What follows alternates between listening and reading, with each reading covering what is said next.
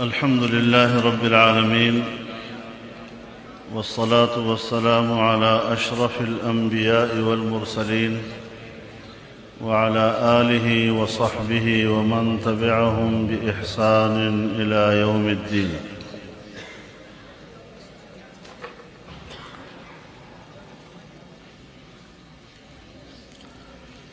باب قول الله تعالى: ونضع الموازين القسط ليوم القيامة وأن أعمال بني آدم وقولهم يوزن.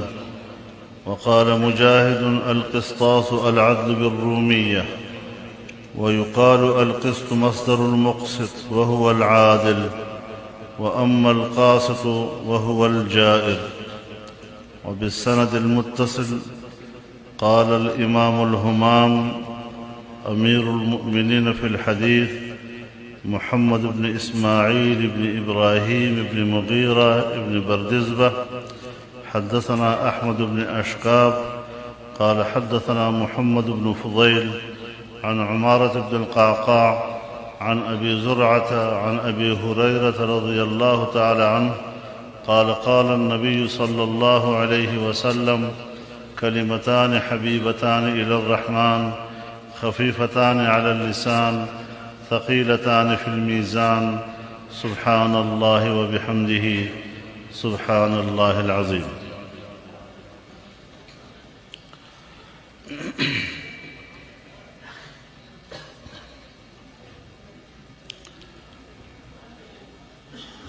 حدیث سے متعلق گفتگو کرنے سے پہلے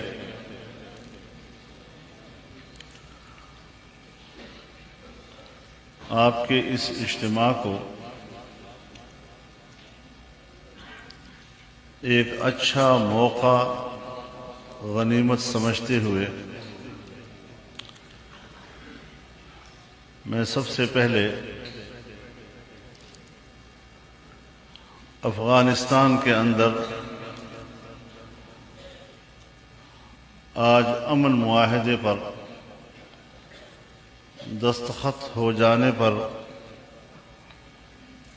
تحریک طالبان افغانستان کو اور وہاں کے مجاہدین کو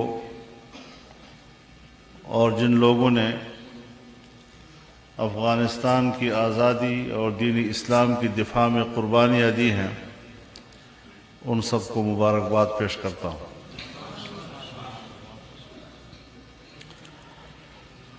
جس طریقے سے خود ان کی قیادت نے بھی زور دے کر یہ بات کی ہے کہ اس موقع پر افغانستان کے امن کو ہمارے درمیان اولیت ہونی چاہیے، اس کو کسی کی فتح اور شکست کا نام دے کر یا اس حوالے سے کسی کو عار دلانا یا طعنہ دینا، اس قسم کی باتیں نہ کی جائیں۔ میں سمجھتا ہوں ازروع شریعت بھی فریقین کے معاہدوں کے لیے اس قسم کے رد عمل کا شرعی تقاضا موجود ہے۔ ہماری دعا ہے کہ اللہ تعالی افغانستان کو پرامن سرزمین بنائے اور آنے والی نسلوں کو اللہ تعالی پرامن ماحول عطا فرمائے اور دین اسلام کی بنیاد پر آزادی کی زندگی ان کو نصیب فرمائے۔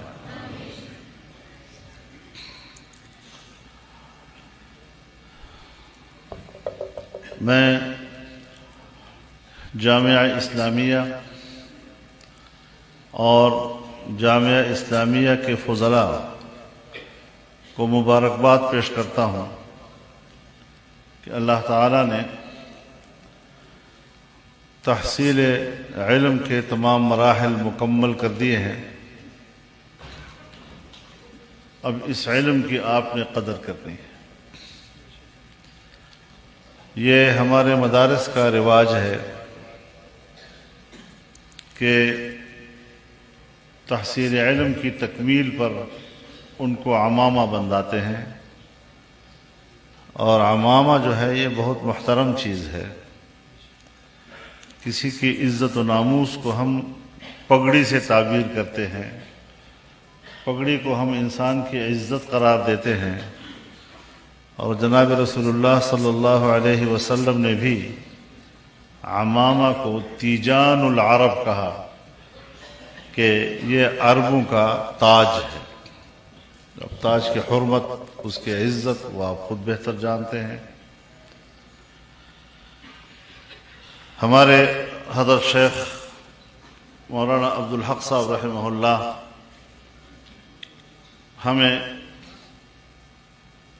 نصیحت کرتے تھے کہ تم سمجھتے ہو کہ آج ہم عالم بن گئے ہیں،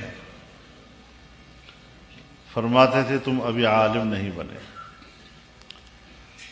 8 سال 9 سال یہاں پڑھنے کے بعد تمہارے اندر اب عالم بننے کا استعداد پیدا ہو گیا ہے۔ اس استعداد کے حاصل ہو جانے کے بعد اب اگر آپ چاہیں کہ عالم بن جائیں تو آپ اب بن سکیں گے۔ تو یہ بہت کام کی بات ہے جو ہمارے اکابر ہمیں سمجھاتے تھے۔ اللہ تعالی آپ حضرات کو بھی حقیقی معنوں میں عالم بننے کی توفیق عطا فرمائے، اور ہم سب کو اللہ تعالیٰ یہ توفیق عطا فرمائے۔ ہم سب طالب علم ہیں۔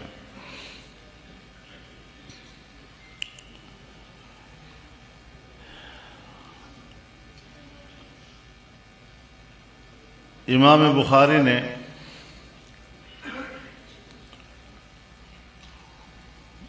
اپنی تصنیف الجامع الصحیح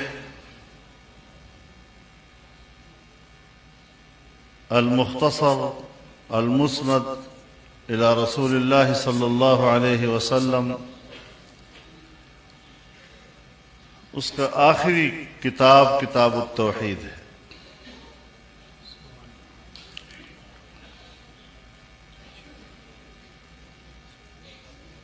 اور کتاب التوحید کا یہ آخری باب ہے،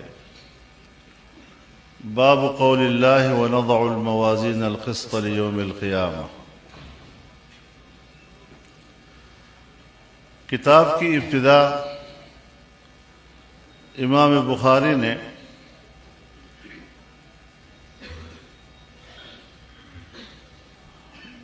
بدء الوحی سے کیا ہے۔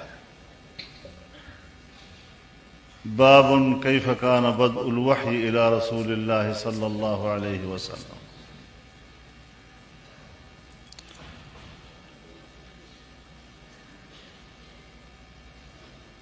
چونکہ تشکیل حیات انسانی کا مدار وحی پر ہے،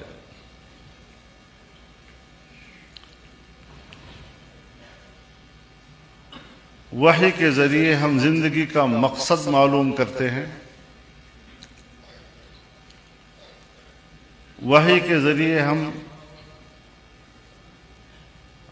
حلال اور حرام کی تمیز کرتے ہیں، وحی کے ذریعے ہم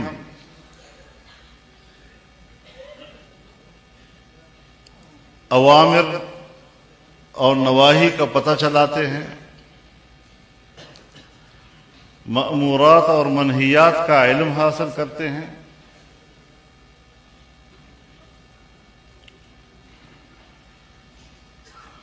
تو امام بخاری نے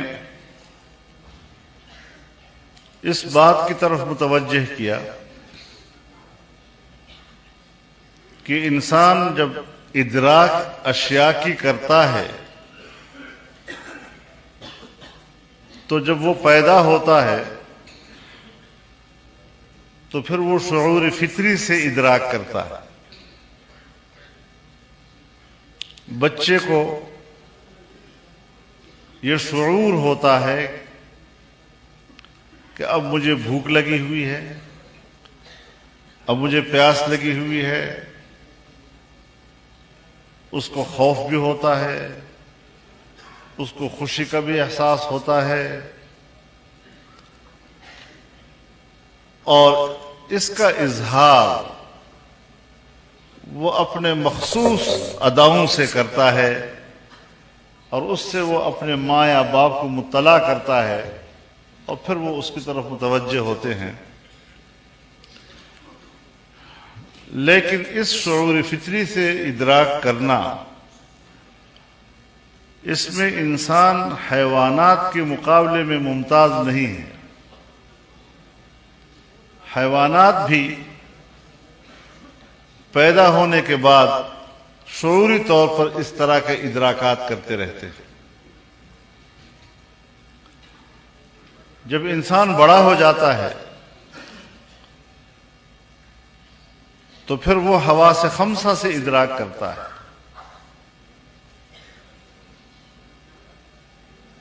قوت باصرہ سے دیکھتا ہے، چیزوں کو پہچانتا ہے. قوت سامعہ سے سنتا ہے، اشیاء کا علم حاصل کرتا ہے.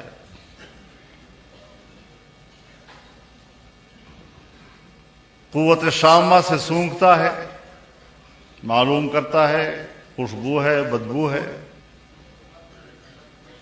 قوت ذائقہ سے چکھتا ہے، پتہ چلتا ہے میٹھا ہے، کڑوا ہے، نمکین ہے. قوت لامسہ سے معلوم کرتا ہے یہ چیز ٹھوس ہے، یہ نرم ہے، یہ سرد ہے، یہ گرم ہے.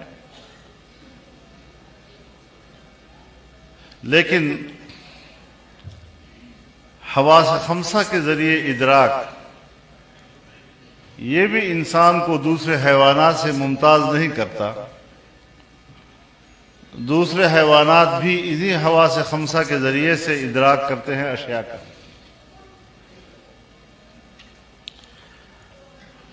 جب انسان حد بلوغ کو پہنچتا ہے تو پھر اللہ تعالیٰ اس کو ایک اور قوت دیتا ہے، عقل کی. عقل بہت بڑی قوت ہے اور رب کی طرف سے بہت بڑی نعمت ہے. کیسے شکر ادا کیا جائے اس کا، شاید قوت بشری سے باہر ہو. قوت عقل کے ذریعے سے وہ کائنات کی تسخیر کرتا ہے.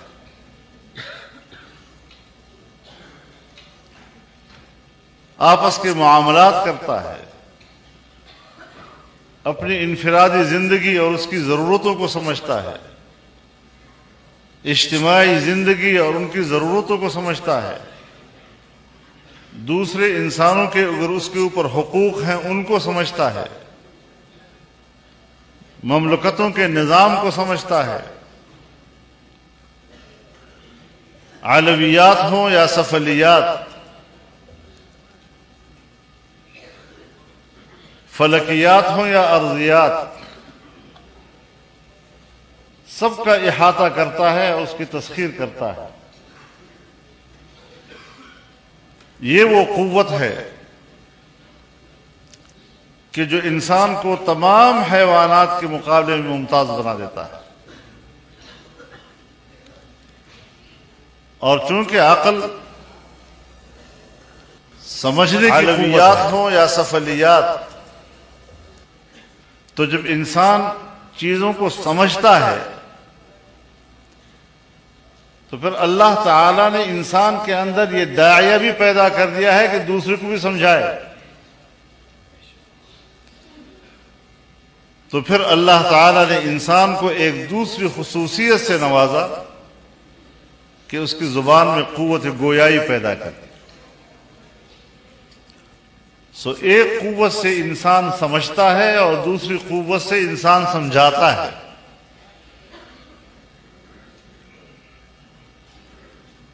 ایک ذریعہ ہے تعلم کا اور دوسرا ذریعہ ہے تعلیم کا.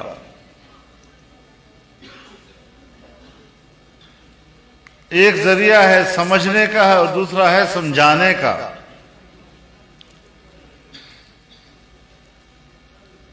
لیکن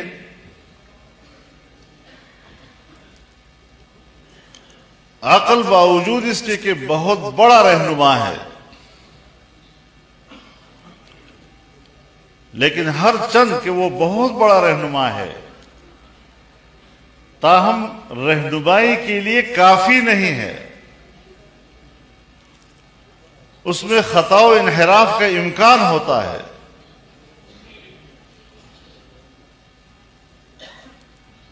عقل متاثر ہوتا ہے، عقل مغلوب ہو جاتی ہے،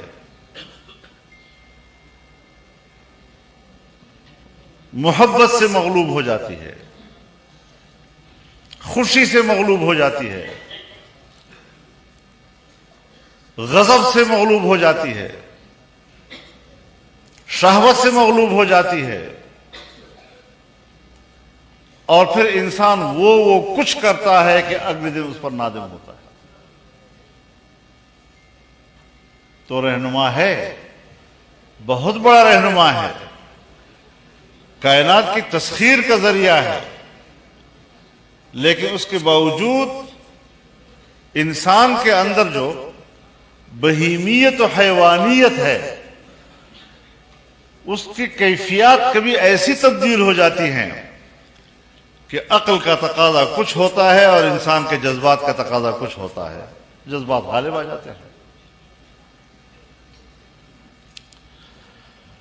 تو پھر اللہ تعالی نے ایک کامل اور مکمل رہنمائی کے لیے براہ راست انسان کے پاس وحی بھیجی کہ جس میں خطا و انحراف کا کوئی امکان نہیں،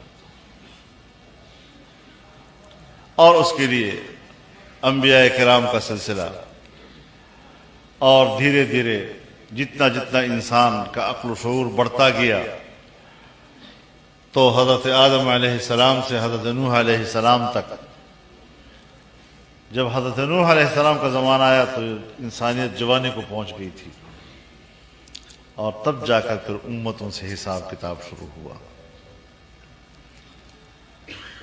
دنیا میں جزا و سزا کا عمل شروع ہوا۔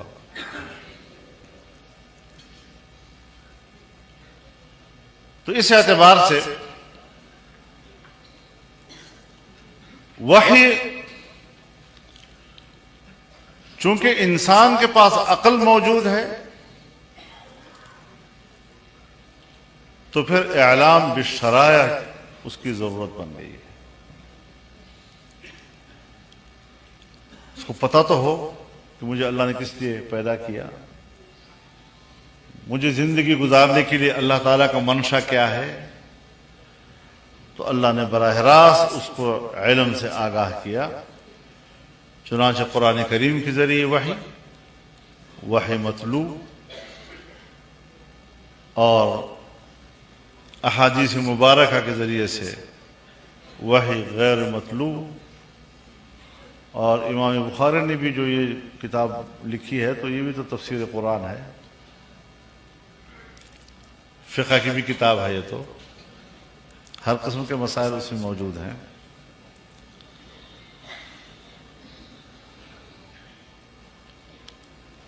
اسی لیے علامہ قسطلانی فرماتے ہیں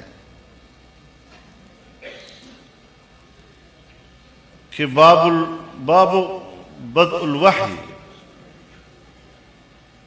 یہ بمنزلہ مقدمے کے ہے،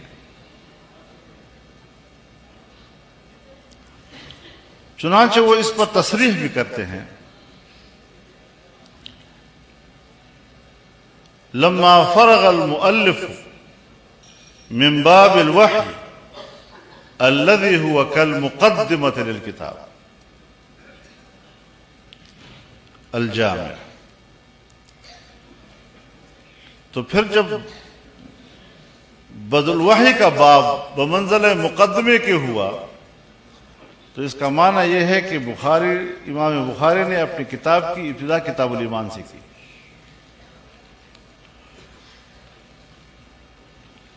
تو ابتدا بھی کتاب الایمان اور انتہا بھی کتاب التوحید، یعنی مدار نجات توحید کا عقیدہ ہے۔ عقیدہ توحید کے بغیر نجات ممکن نہیں ہے، لیکن ساتھ ساتھ وہ ہمارے استاد بھی تو ہیں،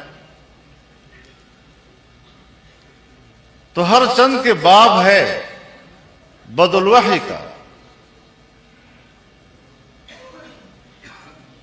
ترجمۃ الباب ہے، باب کیف کان بدء الوحی الی رسول اللہ صلی اللہ علیہ وسلم، اور حدیث باب انما الاعمال بالنیات وانما لامرئ ما نوى فمن كانت هجرته الى الله ورسوله فهجرته الى الله ورسوله ومن كانت هجرته الى دنیا يصيبها او الى امرأة يتزوجها۔ تنبیہ کر رہے ہیں آپ کے لیے، میرے لیے، طالب علم کے لیے، کہ جب آپ علم کا آغاز کریں گے اور گھر سے نکلیں گے تو دار و مدار قبولیت کا نیت کے اوپر ہے، تو سب سے پہلے نیت کو خالص کرو کہ ہم نے اکتساب معاش کے لیے علم حاصل نہیں کرنا۔ علم علم ہے، علم نور ہے، علم کے بغیر میں نرا حیوان ہوں۔ جانور بھی صبح جاتا ہے زمینوں پہ ہل چلانے کے لیے اور ساتھ ساتھ انسان بھی جا رہا ہوتا ہے، اور رات کو وہ بھی گھر آتا ہے اور پھر انسان بھی ساتھ گھر آ جاتا ہے، تو حیوان اور انسان کے کام میں کیا فرق ہے؟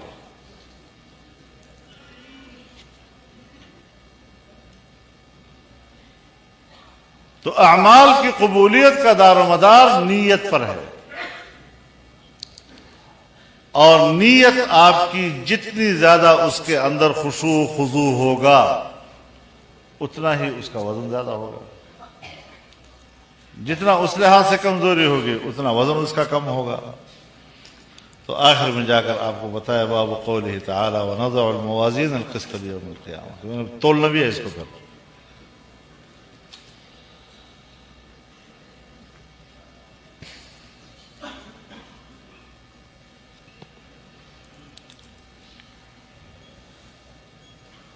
اللہ رب العزت فرماتے ہیں وَمَا خَلَقْتُ الْجِنَّ وَالْإِنسَ إِلَّا لِيَعْبُدُونَ، میں نے انس و جن کو صرف اپنی عبادت کے لیے پیدا کیا ہے۔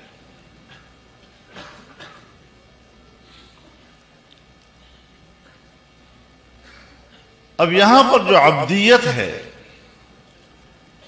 یہ عبدیت تشریعی ہے، تکوینی نہیں ہے۔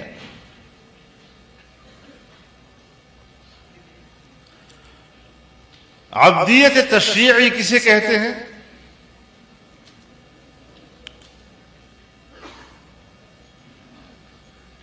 جب کوئی کام انسان کے ارادہ و اختیار کے سپرد کر دیا جائے وہ امر تشریعی ہوتا ہے۔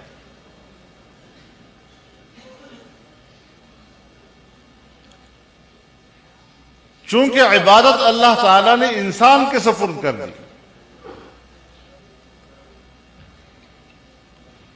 میری بندگی کرتے ہو یا نہیں کرتے، تو پھر یہ امر تشریعی بنا۔ ومن شاء فلیؤمن ومن شاء فلیکفر انا ہدیناہ السبیل اما شاکرا واما کفورا۔ اور اگر تکوینی ہوتا تو اللہ تعالیٰ فرماتے ہیں وَلَوْ شِئْنَا لَآتَيْنَا كُلَّ نَفْسٍ هُدَاهَا، ہم تو ہر انسان کو بھی ہدایت دے سکتے تھے۔ لَوْ شَاءَ رَبُّكَ لَجَعَلَ النَّاسَ أُمَّةً وَاحِدَةً وَلَا يَزَالُونَ مُخْتَلِفِينَ إِلَّا مَا رَحِمَ رَبُّكَ۔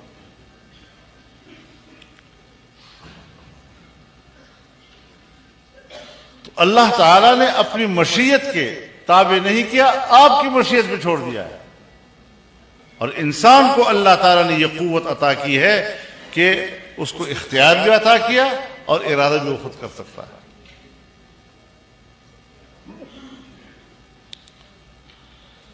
تو اس اعتبار سے عبدیت تشریعی ہے، انسان کے ارادہ و اختیار کے سپرد کر دیا گیا معاملہ۔ تو جب میرے عقل کے سپرد کر دیا گیا تو پھر عقل تو مختلف ہے، آپ کا اب کیا اپنی عقل ہے، میرے سوچ اپنی، آپ کی سوچ اپنی، تو ظاہر ہے وَلَا يَزَالُونَ مُخْتَلِفِينَ ہوگا۔ پھر اللہ چاہتا تو سب کو ایمان عطا کرتا، اللہ چاہتا تو سب کو کافر کر دیتا، لیکن انسان کی مشیت پر چھوڑ دیا ہے، اس کی مرضی ہے، وہ ایمان لاتا ہے اور اطاعت کا راستہ اختیار کرتا ہے، یا وہ کفر کرتا ہے اور عصیان کا راستہ اختیار کرتا ہے۔ جب انسان کے سپرد ہو گیا تو انسان دو ٹکڑوں میں تقسیم ہو گیا، کفر بھی کرے گا، مجوسی بھی بنے گا، نصرانی بھی بنے گا، یہودی بھی بنے گا، اور اس کی مرضی ہے تو مومن بھی بنے گا۔ تو اس اعتبار سے انسان دو گروہوں میں تقسیم ہو جاتا ہے، ایک مومن اور ایک کافر۔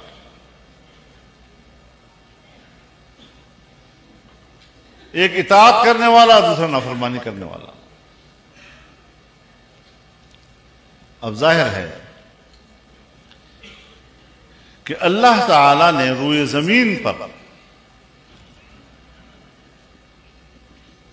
اپنی نیابت کا حق اسے دینا ہے جو اللہ کا اطاعت گزار ہوگا اور اس پر ایمان لائے گا۔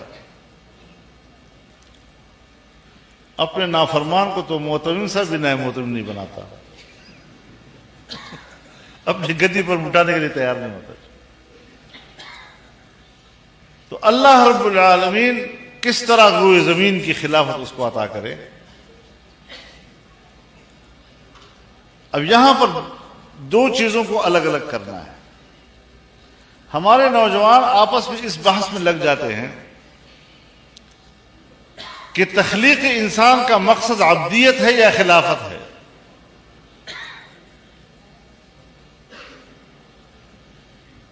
ٹھیک ہے نا؟ بحث شروع کر دیتے ہیں، تخلیق انسان کا مقصد عبدیت ہے یا تخلیق انسان کا مقصد خلافت ہے؟ عبدیت انفرادی چیز ہے، یہ بمنزلہ شرط کے ہے خلافت کے لیے۔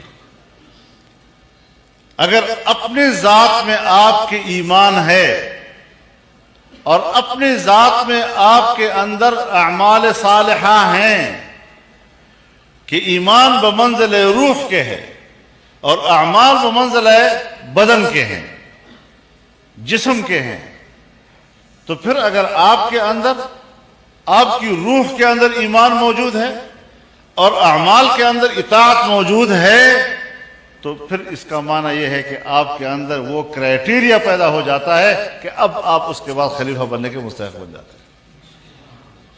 نظام اجتماعی آپ کے ہاتھ میں آ سکتا ہے۔ اگر آپ کو وضو نہیں ہے، آپ نماز نہیں پڑھ سکتے۔ اگر آپ کسی کا ایمان نہیں ہے، کسی کو اعمال صالحہ نصیب نہیں ہے، فاسق اور فاجر ہے، گندگی اور غلاظت جو ہے ساری زندگی اس کا مطمع نظر ہے، کوئی ندامت اس کے اوپر نہیں ہے، تو پھر ظاہر ہے جی کہ اس کو اللہ تعالیٰ یہ مقام دینے کو تیار نہیں ہے کہ میرا نیابت بھی کرو۔ تو اس اعتبار سے ہمیں اس بات کو بھی سمجھنا چاہیے کہ عبدیت تشریعی ہے اور یہ زینہ ہے خلافت کے لیے، اور خلافت کے لیے سیاسی نظام کا ہونا ضروری ہے۔ لیکن کب ہمارے علماء اور مولوی حضرات اس بات کو تسلیم کریں گے کہ سیاست شریعت ہے؟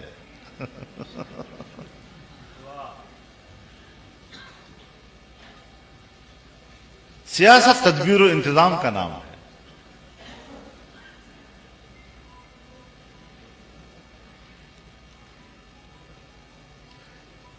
امام ولی اللہ رحمہ اللہ جو سیاست کے معنی کرتے ہیں، النظام الصالح لأداء حقوق المخلوق والخالق، تو اس کے لیے تو منظم نظام ہونا چاہیے۔ بغیر نظام کے آپ کس طرح کہہ سکیں گے کہ بھئی تم یہ کام کرو، یہ مت کرو؟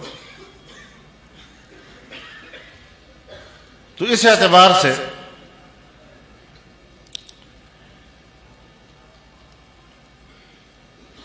امام بخاری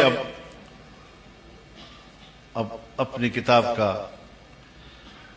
اختتام فرماتے ہیں اور اب ہمیں اس طرف متوجہ کرتے ہیں کہ یہ جتنے 2 جلدوں میں کتاب ہے یہ تو دنیوی زندگی میں لائحہ عمل ہے، اس کے مطابق زندگی گزارو گے. اور پھر یہ بھی کہ ایسا نہیں ہے کہ بس آپ نے کام کر دیا اور ختم ہو گیا، اس کا قیامت کے روز اللہ کے سامنے آپ کو جواب بھی دینا پڑے گا.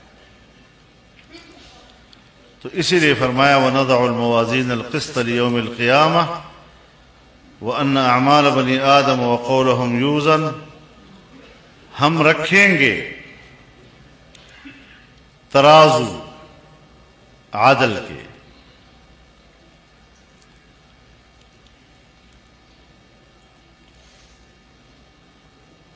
میزان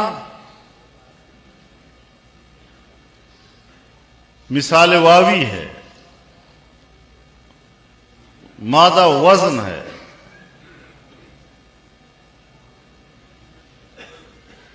والوزن حق والوزن يومئذ الحق، اور میزان عبارت عما يعرف به مقادير الاشیاء، مقادير الاعمال، والعقل قاصر عن ادراک کیفیته.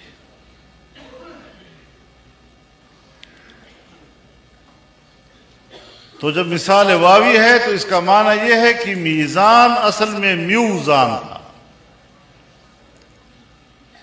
واو ساکن ما قبل او متحرک مکسور، واو ربیا بدل کرتا میزان شد.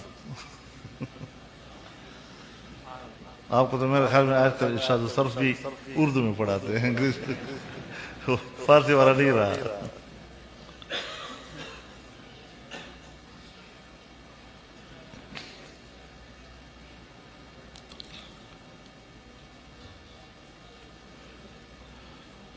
تو میزان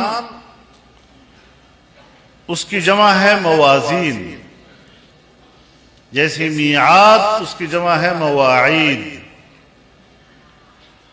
اور یا پھر موازین جمع ہے موزون کی، جیسے مشاہیر جمع ہے مشہور کی.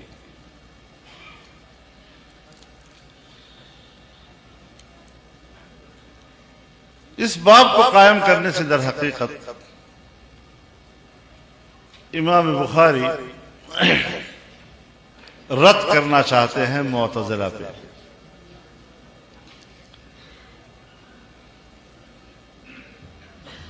معتزلہ کہتے ہیں کہ اعمال و اقوال تو اعراض ہیں، والاعراض لا توزن، اجسام و اجساد تولے جاتے ہیں، جوہر تولا جاتا ہے، عرض نہیں تولا جاتا.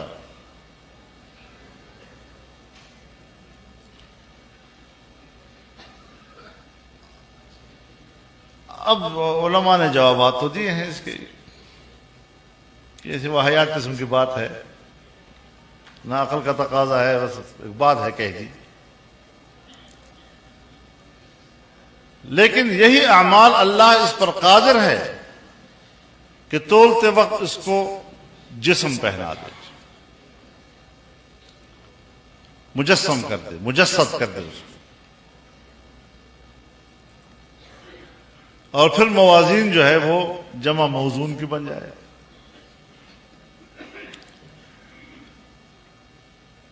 صحائف کی صورت میں جیسے حدیث بطاقہ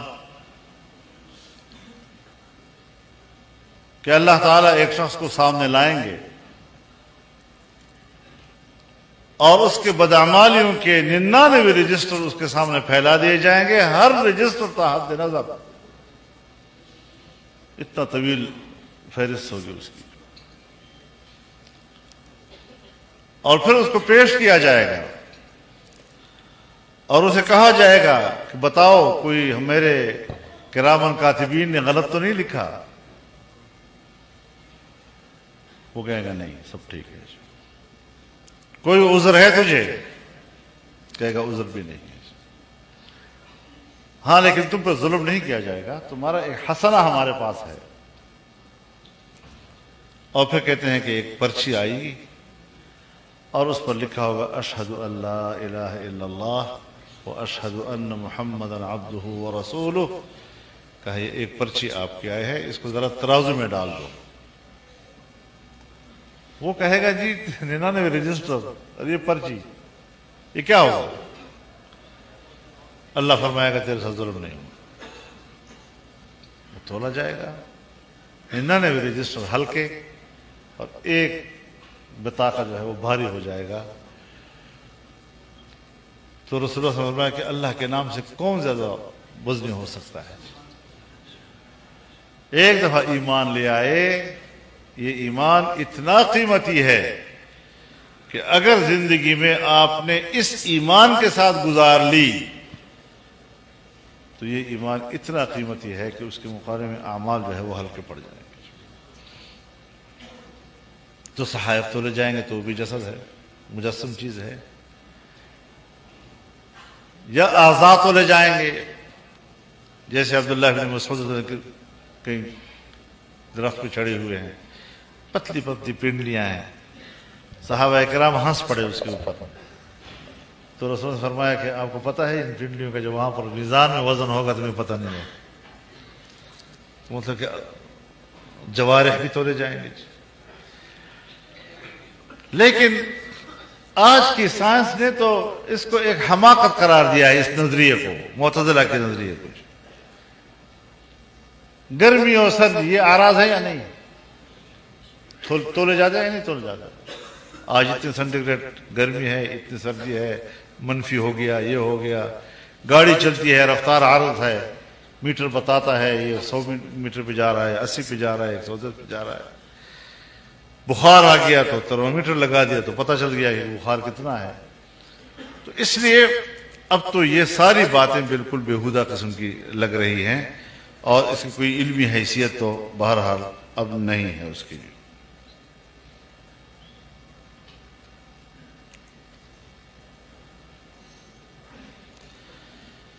اب یہ موازین جمع ہے، یہ تعدد موازین پہ دلالت کرتا ہے یا یہ کہ نہیں میزان تو ایک ہے؟ کیونکہ بعض حضرات کی رائے یہ ہے کہ میزان ایک ہوگا، بعض کی رائے یہ ہے کہ میزان تعدد بے اعتبار اشخاص کی بھی ہوگا، تعدد بے اعتبار اعمال کی بھی ہوگا۔ ہر شخص کا اپنا ترازو، ہر عمل کا اپنا ترازو، نماز اپنا ترازو، جس طرح سونا کا ایک ترازو ہے، لکڑیوں کو تولنے کا دوسرا ترازو ہے، لوہے کے تولنے کا خاص کی بھی ہوگا۔ تو اس طریقے سے یہاں پر بھی موازین مختلف ہوں گے مختلف اعمال کے لیے۔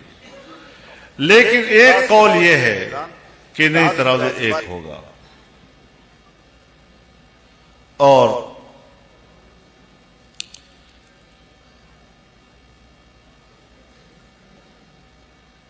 یہ اتنا بڑا ترازو ہوگا کہ زمین و آسمان سارے مل کے اس میں سما جائیں گے۔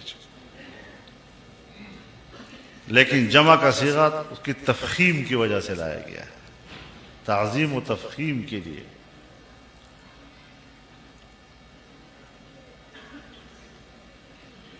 اور یہ ہوتا ہے جیسے کذبت قوم نوح المرسلین، نوح ایک ہے، مرسلین سے ذکر کیا گیا، جمع کی صیغے سے۔ ہم بھی تو کرتے ہیں نا، ایک عالم دین، ایک بزرگ آ رہا ہوتا ہے اور ہم کہتے ہیں تشریف لا رہے ہیں، آ رہے ہیں، جمع کی صیغے سے کرتے ہیں نا، حالانکہ فرد ایک ہوتا ہے، تو یہ تعظیم و تفخیم کے لیے ہوتا ہے۔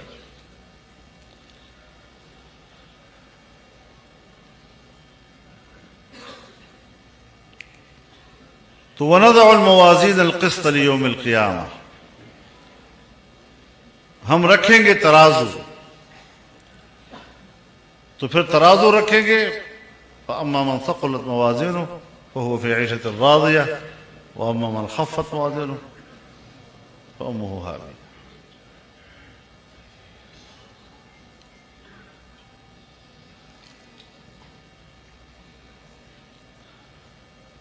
موازین یہ موصوف ہے اور القسط اس کی صفت ہے۔ ہم نے تو کتابوں میں یہ پڑھا تھا کہ موصوف اور صفت کے بیچ میں مناسبت ہوتی ہے۔ اگر موصوف مفرد ہے تو صفت بھی مفرد، اگر موصوف تثنیہ ہے تو صفت بھی تثنیہ، اور موصوف اگر جمع ہے تو اس کی صفت بھی جمع ہونی چاہیے۔ یہاں پر موصوف جمع ہے اور صفت مفرد ہے، مناسبت نہیں ہے صفت اور موصوف کے درمیان۔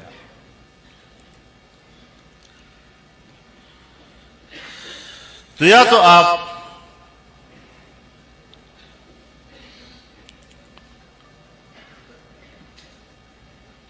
اس میں مضاف کو محذوف مان لیں، وَنَضَعُ الْمَوَازِينَ ذَوَاتِ الْقِسْطِ، تو پھر موصوف اور صفت سے مطابقت آ گئی۔ اور یا یہ کہ قسط مصدر ہے اور مصدر میں مفرد تثنیہ اور جمع برابر ہوتے ہیں، اعلی سویہ ہے، یعنی میزان قسط، میزانان قسط، موازین قسط۔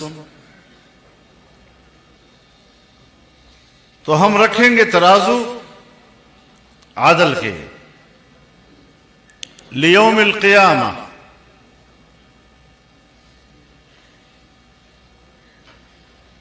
یا تو لام تعلیل کے لیے ہے، یعنی لحساب یوم القیامہ، یا بمانی فی کے ہے، وَنَضَعُ الْمَوَازِينَ الْقِسْطَ فِي يَوْمِ الْقِيَامَةِ، یا پھر لام زائد ہے، وَنَضَعُ الْمَوَازِينَ الْقِسْطَ يَوْمَ الْقِيَامَةِ، وَأَنَّ أَعْمَالَ بَنِي آدَمَ وَقَوْلَهُمْ يُوزَنَ، اور انسان کے اعمال اور اس کے اقوال تولے جائیں گے۔ وقال مجاہد القسطاس العدل بالرومیہ، امام بخاری کی یہ عادت ہے کہ جب وہ کسی باب ترجمۃ الباب میں ایک قرآن کی آیت لاتے ہیں تو اس آیت کے اندر اگر ایک لفظ ایسا ہو کہ اس مادے سے قرآن میں دوسرا لفظ بھی استعمال ہوا ہو تو وہ بھی پھر ترجمۃ الباب میں اس کا ذکر کر لیتے ہیں۔ تو قاف سین طے کے مادے سے القسطاس کے نام سے ایک لفظ موجود ہے، ایک لفظ قرآن کریم میں، تو اس کا بھی ذکر کر دیا کہ مجاہد کہتے ہیں کہ القسطاس العدل بالرومیہ، قسطاس بمعنی عدل کے ہے رومی زبان۔ اب رومی زبان کا لفظ ہے اور قرآن ہے عربی میں، اِنَّا أَنزَلْنَاهُ قُرْآنًا عَرَبِيًّا، تو جب یہ اللہ کا نازل کرتا ہے اور اللہ کہتے ہیں میں نے عربی زبان میں نازل کیا ہے، تو پھر رومی لفظ تو عجمی ہے۔ تو اللہ تعالیٰ قادر ہے اس بات پر کہ ایک عجمی لفظ بجائے عربی کا لفظ لے آتے۔ ایک جواب تو اس کا یہ ہے کہ لفظ کبھی معرب ہو جاتا ہے، کثرت استعمال سے اس زبان کا حصہ بن جاتا ہے۔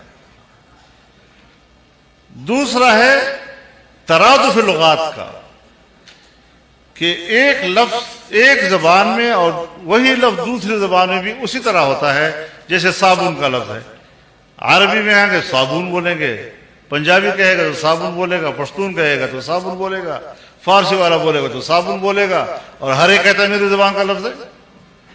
تو اس سے ایک لفظ اگر مختلف زبانوں میں استعمال ہوا ہے تو ہم دعویٰ کریں گے کہ قسطاس رومی کا لفظ بھلا صحیح یہ عربی کا بھی لفظ ہے۔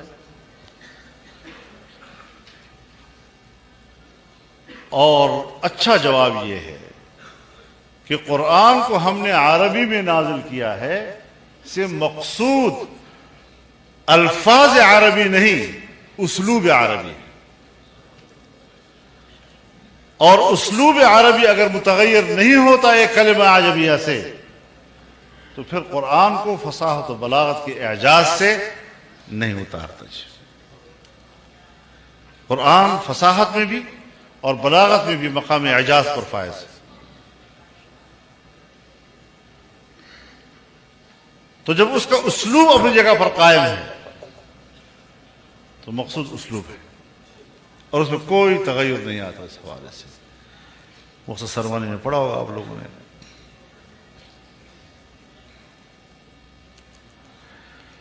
وَيُقَالُ الْقِسْطُ مَصْدَرُ الْمُقْسِطِ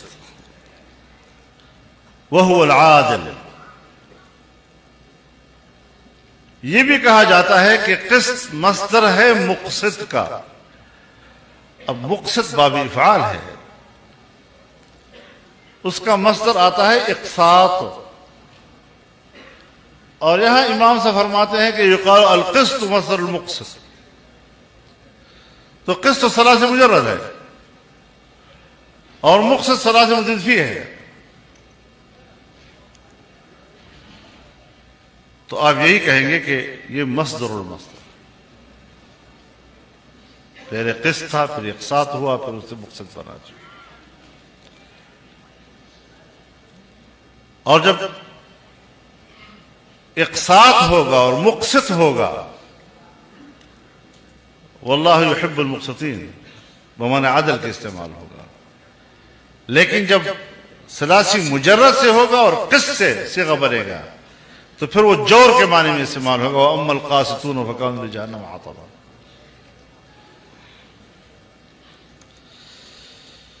وبالسند المتصل قال الإمام حدثنا أحمد بن أشقاب قال حدثنا محمد بن فضيل عن عمارة بن القعقاع عن أبي زرعة عن أبي هريرة رضي الله تعالى عنه قال قال النبي صلى الله عليه وسلم كلمتان حبيبتان إلى الرحمن. كلمتان أي كلامان، اور کلامان سے بھی مقصود ان کا قائل ہے. دو کلمے ہیں یعنی دو کلام ہیں. جس طرح ہم کلمہ کہتے ہیں لیکن مقصود لا الہ الا اللہ محمد رسول اللہ، کلمہ یہ کلمۃ طیبۃ کشجرۃ طیبۃ اصلھا ثابت وفرعھا فی السماء. اور اس طرح کلمہ خبیثہ. تو لفظ کلمہ استعمال ہوتا ہے بمعنی کلام کے استعمال ہوتا ہے. تو دو کلمے ایسے ہیں حبیبتان الی الرحمن جو رحمان کو بہت محبوب ہیں. اے محبوبتان الی الرحمن اے قائلہما. تو کلمتان موصوف، حبیبتان الی الرحمن صفت اول، خفیفتان علی اللسان زبان پر بہت ہلکے، یہ صفت ثانی ہو گیا. ثقیلتان فی المیزان، یہ مناسبت ہے حدیث باب کی ترجمۃ الباب کے ساتھ. اور یہ صفت ثالث ہے کلمتان. مطلب یہ ہے حبیبتان الی الرحمن. اب لفظ رحمان اللہ کی رحمت کی وسعت پہ دلالت کرتا ہے. تو یہاں مقصود یہ ہے کہ عمل قلیل اور اس کے بدلے میں ثواب بہت بڑا عظیم.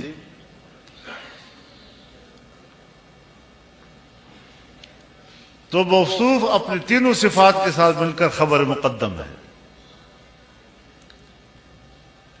سبحان اللہ و بحمدہ سبحان اللہ العظیم. سبحان عالم ہے تسبیح کے لیے،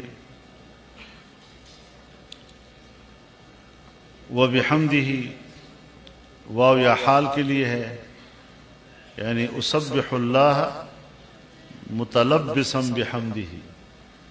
یا واو عطف کے لیے ہے اسبح اللہ و اتلبس بحمدہ. سبحان اللہ العظیم۔ حدیث میں آتا ہے جناب رسول اللہ صلی اللہ علیہ وسلم فرماتے ہیں سبحان اللہ و بحمدہ اگر دن میں 100 دفعہ پڑھا جائے تو سمندر کے جھاگ جتنے گناہ بھی ہوں سب دھل جاتے ہیں اس سے۔ اور چونکہ رسول اللہ صلی اللہ علیہ وسلم نے یہ بھی ارشاد فرمایا ہے کہ مجلس سے اٹھنے سے پہلے اگر کہہ دو سبحان اللہ و بحمدہ سبحانک اللہم و بحمدک اشہد ان لا الہ الا انت استغفرک و اتوب الیک، تمام گناہ جو آپ کے غلط پلت جو بھی ہوا ہے وہ اللہ تعالیٰ معاف کر دیتا ہے۔ اب جب سے ہم اس سبق کی اور تعلیم کی مجلس میں آئے ہیں 8-9 سال کی اس مجلس سے آج ہم اٹھ رہے ہیں، تو آج آپ 3 مرتبہ یہ سبحان اللہ و بحمدہ پڑھ لیں، انشاءاللہ طالب علمی کے زمانے کے سارے گناہ اللہ معاف کر دے گا۔ سبحان اللہ و بحمدہ سبحان اللہ العظیم، سبحان اللہ و بحمدہ سبحان اللہ العظیم، سبحان اللہ و بحمدہ سبحان اللہ العظیم۔ اللہم صلی علی سیدنا و مولانا محمد و بارک وسلم علیہ۔ مبارک ہو حضرات۔